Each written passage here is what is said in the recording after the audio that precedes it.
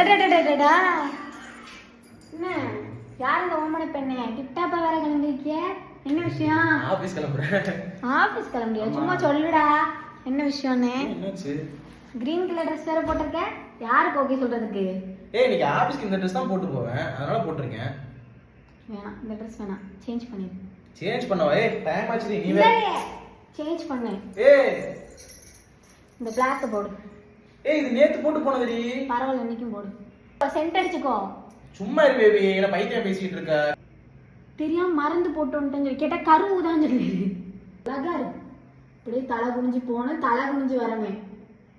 யாராவது பார்த்தாங்க உன்னை, நீ வந்து வேற ஆளை பார்த்தா, வேற ஆள் உன்னை பார்த்தான்னு சொல்லி எல்லாம் இன்னைக்கு கம்ப்ளைண்ட் பண்ண.